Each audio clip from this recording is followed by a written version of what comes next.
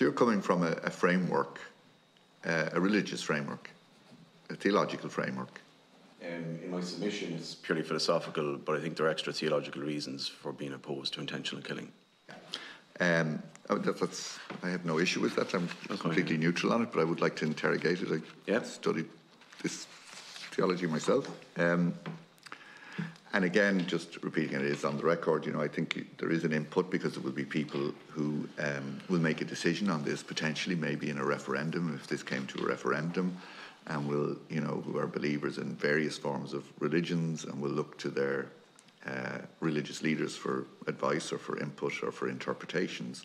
And we may not like that, or we may not agree with it, or we may agree and like both. As I said, I'm kind of neutral on it for the purposes of this.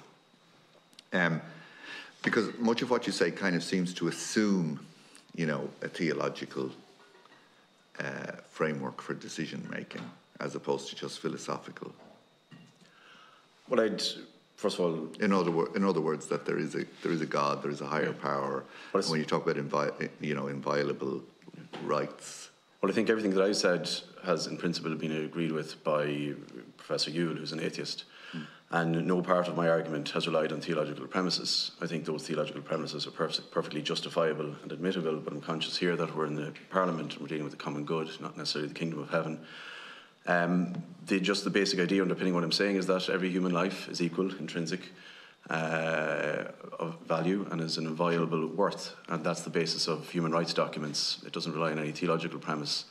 It's just a cornerstone of just law and a just society, and it's something that can be demonstrated purely philosophically by considering the ways in which we differ from other animals and the significance of the natural capacities that we have and how they involve a higher dignity, a higher value from ordinary sensate life. Okay. I think there are important points to stress and to emphasise here.